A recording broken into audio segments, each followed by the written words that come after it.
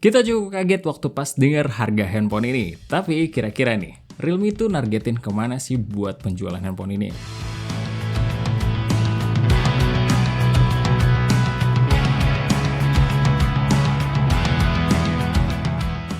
Hai Smart Buyer, gue Rizky. Kali ini kita akan full review untuk Realme 10 Pro 5G. Kira-kira plus minusnya apa aja? Let's check this out.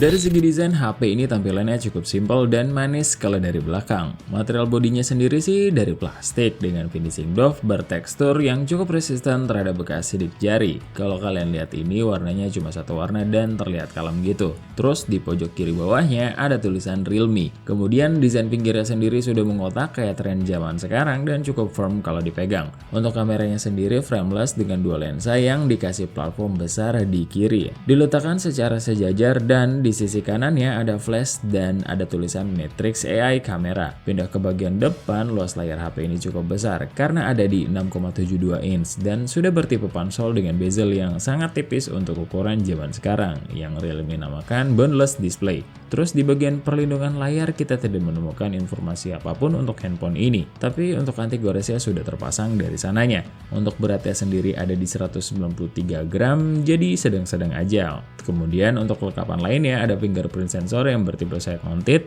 masih membawa audio jack 3,5 mm, dual mikrofon atas bawah, dan slot SIM tray-nya bertipe hybrid.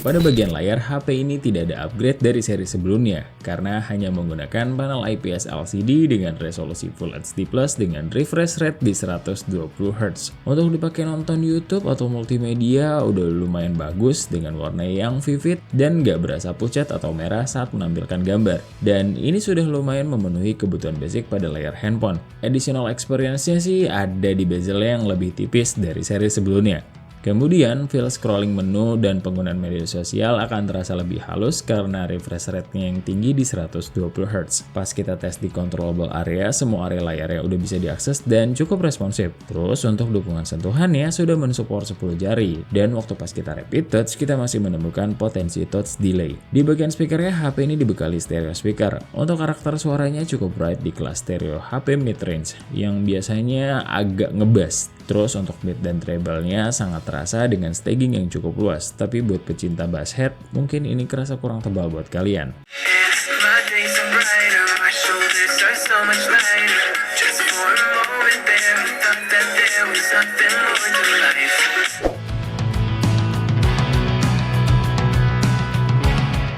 Realme 10 Pro 5G ini dibekali Realme UI 4.0 yang berbasis Android 13.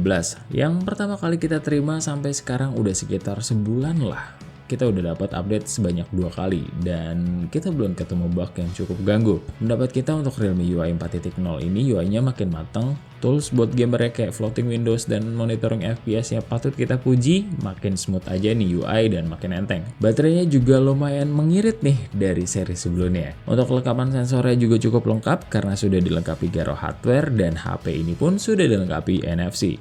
Untuk fitur biometriknya juga sudah dilengkapi face unlock dan fingerprint sensor yang bertipe side mounted. Yang keduanya cukup akurat dan lumayan responsif. Kalau untuk penangkapan jaringan sinyal di tempat kita, HP ini waktu pas kita tes dengan Indosat kenceng banget dan stabil. Walau cuaca belakangan ini lagi hujan-hujan terus. Dan waktu pas kita speed test, hasilnya menggambarkan dari sinyalnya sendiri. Karena baik dari speed download dan uploadnya udah di atas rata-rata handphone yang biasa kita tes. Kalau untuk penangkapan jaringan sinyal Wi-Fi-nya pun bisa dibilang cukup stabil dan lumayan jauh jangkauannya karena kita ngetesnya dengan SSID yang jaraknya 12 meter dari tempat biasa kita ngetek gambar dan HP ini bisa nahan barnya penuh dan sesekali aja turunnya. Saat kita lakukan speed test baik dari speed download dan uploadnya sudah cukup maksimal dari HP-HP yang biasa kita tes di sini. Kalau untuk kecepatan storage-nya HP ini upgrade sih karena yang sebelumnya menggunakan UFS 2.1 yang sekarang menggunakan UFS 2.2 dan untuk hasil skor sintetiknya bisa mendapatkan di 24 ribuan.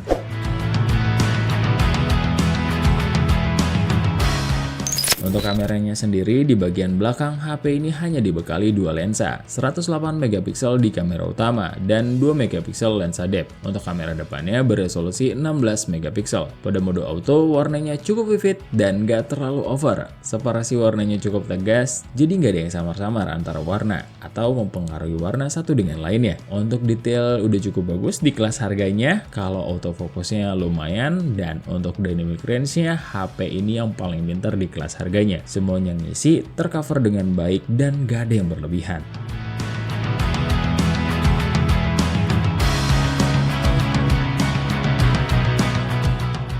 Pada mode potretnya sendiri secara warna tidak ada perbedaan dari mode autonya. Terus bokeh yang dihasilkan juga cukup dalam dan rapi, dan di kondisi low light dari hasil jepretannya sih lumayan terang, tapi noise yang dihasilkan lumayan kerasa. Dan kalau kita mengaktifkan night mode-nya, hasilnya membantu mereduce noise yang dihasilkan dengan meningkatkan detail dari hasil jepretan. Highlightnya juga cukup rapi dan glare-nya juga cukup minim.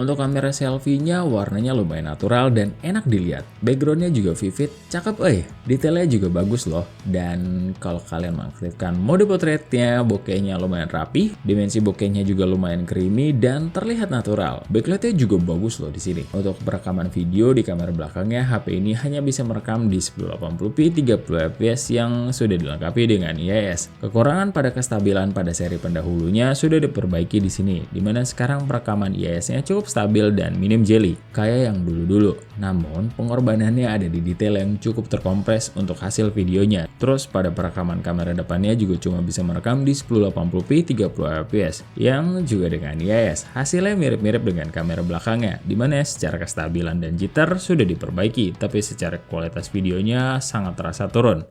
Dan ini adalah hasil video Realme 10 Pro 5G 1080p 30 fps. Kalian bisa cek sendiri hasilnya.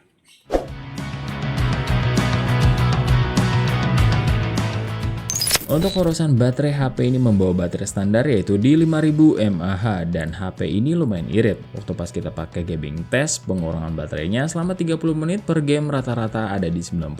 Dengan catatan HP ini menggunakan stereo speaker yang cukup kencang. Sebagai gambaran, dalam pengetesan PC Mark, SOT HP ini bisa tembus di 8 jam lebih. Kemudian HP ini juga sudah dibekali kepala charger di 33 watt dan pengecasannya ya lumayan cepet lah. Waktu pas kita tes menggunakan baterai monitoring dari 2-100% membutuhkan waktu di 1 jam 10 menitan. Untuk urusan dapur pacu, HP ini tidak ada upgrade dari seri sebelumnya karena masih menggunakan chipset Snapdragon 695 dengan GPU Adreno 619, RAM 8GB dan storage-nya di 128GB yang kita punya. Ada juga varian 256GB dan untuk skor Antutu-nya HP ini mendapatkan skor di 411 ribuan. Sebagai gambaran Genshin Impact di low 60 fps. Pas kita mainkan di dungeon, FPS-nya ada di sekitar 44-57 fps, drop paling rendah ada di 31 fps dan gak ada yang drop sampai belasan. Kalau pas di open map maintain di sekitar 43-45 fps, drop paling rendahnya ada di 31 fps. Cuma kalau di Mondstadt lumayan nih, sekitar